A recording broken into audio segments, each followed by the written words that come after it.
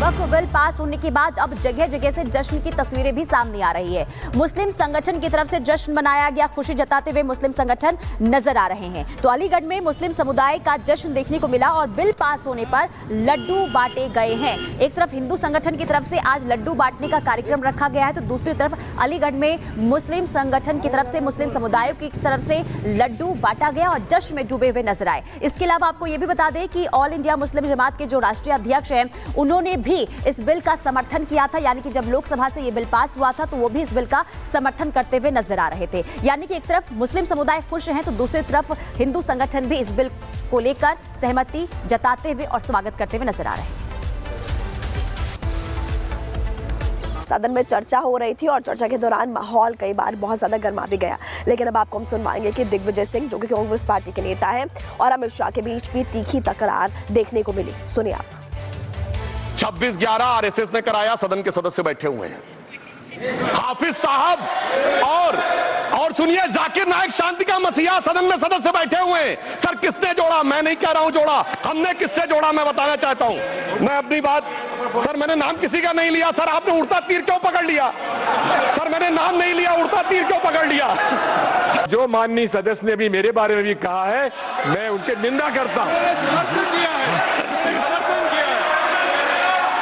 Honourable home minister, honourable home minister.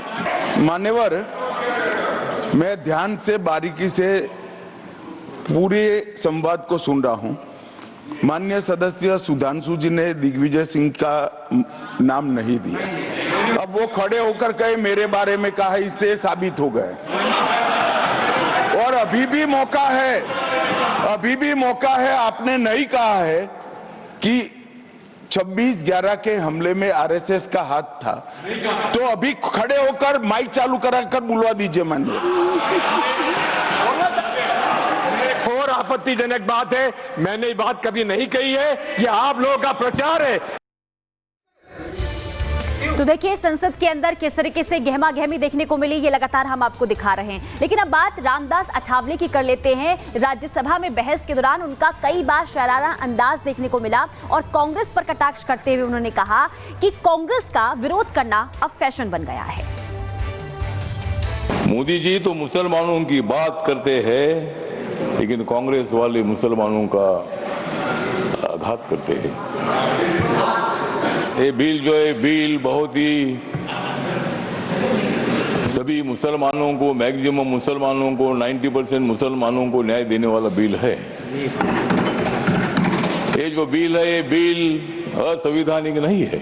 Congress party divide and rule की policy करने का काम करती रही, तो ये जो बिल है, ये बिल बहुत ही परिवर्तनवादी बिल है। ये बिल हिंदू, मुसलमान, सिख, ईसाई, बुद्धिस्ट लोगों को जोड़ने वाला ये बिल है। ये जो बिल है, ये बिल असंवैधानिक नहीं है, जिस तरह आप बता रहे खड़गे साहब।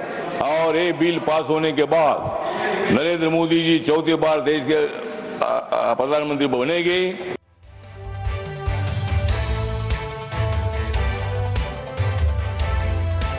देखिए, वक्फ संशोधन बिल के पक्ष में भारतीय जनता पार्टी थी, उनके सहयोगी पार्टियां भी थी, लेकिन इसके विपक्ष में यानी कि इसके विरोध में भी बहुत सारे नेता थे। AIUDF चीफ बदरुद्दीन अजमल क्या कह रहे हैं, सुनवाते हैं आपको। ये वक्फ बिल मुल्क में और मसाइल है, महंगाई का मसाइल है, बेरोजगारी का मसाइल है, औरतों के मसाइल है और हर तरीके से मसाइल में मुल्क घिरा हुआ है। मोदी गवर्नमेंट इस वक्त इन तमाम नाकामियों को छुपाने के लिए अचानक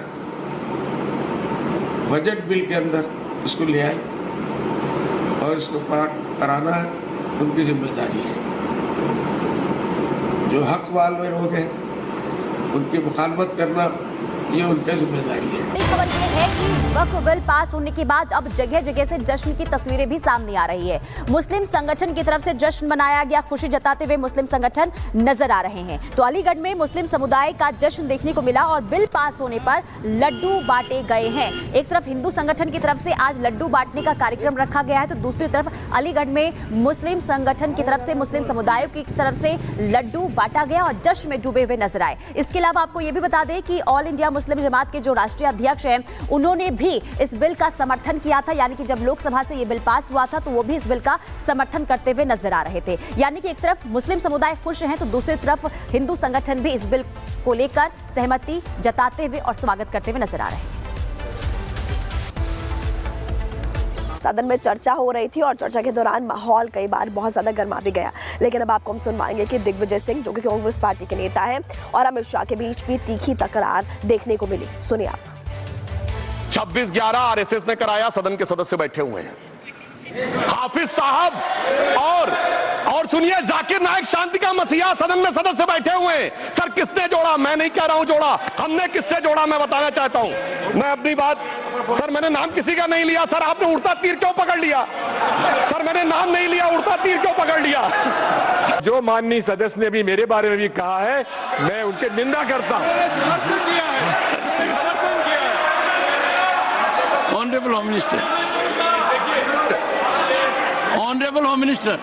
मान्यवर, मैं ध्यान से बारीकी से पूरे संवाद को सुन रहा हूं।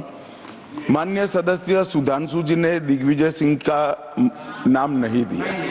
अब वो खड़े होकर कहे मेरे बारे में कहा, इससे साबित हो गए। और अभी भी मौका है, आपने नहीं कहा है कि 26/11 के हमले में आरएसएस का हाथ था, तो अभी खड़े होकर माइक चालू कराकर बुलवा दीजिए माननीय। और आपत्तिजनक बात है, मैंने ये बात कभी नहीं कही है, ये आप लोगों का प्रचार है। तो देखिए संसद के अंदर किस तरीके से गहमा गहमी देखने को मिली, ये लगातार हम आपको दिखा रहे हैं। लेकिन अब बात रामदास अठावले की कर लेते हैं। राज्यसभा में बहस के दौरान उनका कई बार शरारा अंदाज देखने को मिला और कांग्रेस पर कटाक्ष करते हुए उन्होंने कहा कि कांग्रेस का विरोध करना अब फैशन बन गया है। मोदी जी तो मुसलमानों की बात करते हैं, लेकिन कांग्रेस वाले मुसलमानों का आघात करते हैं। ये बिल जो है बिल बहुत ही सभी मुसलमानों को, मैक्सिमम मुसलमानों को, 90% मुसलमानों को न्याय देने वाला बिल है। ये जो बिल है ये बिल असंवैधानिक नहीं है। Congress party divide and rule की पॉलिसी करने का काम करती रही, तो ये जो बिल है ये बिल बहुत ही परिवर्तनवादी बिल है। ये बिल हिंदू, मुसलमान, सिख, ईसाई, बुद्धिस्ट लोगों को जोड़ने वाला ये बिल है। ये जो बिल है ये बिल असंवैधानिक नहीं है, जिस तरह आप बता रहे खड़गे साहब। और ये बिल पास होने के बाद नरेंद्र मोदी जी चौथी बार देश के प्रधानमंत्री बनेंगे।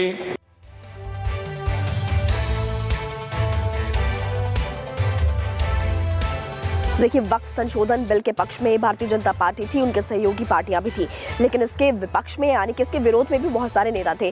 AIUDF चीफ बदरुद्दीन अजमल क्या कह रहे हैं, सुनवाते हैं आपको। ये वक्फ बिल मुल्क में और मसाइल है, महंगाई का मसाइल है, बेरोजगारी का मसाइल है, औरतों के मसाइल है और हर तरीके से मसाइल में मुल्क घिरा हुआ है। मोदी गवर्नमेंट इस वक्त इन तमाम नाकामियों को छुपाने के लिए अचानक बजट बिल के अंदर इसको ले आई और इसको कराना उनकी जिम्मेदारी है। जो हक वाले लोग हैं उनकी मुखालफत करना ये उनकी जिम्मेदारी है।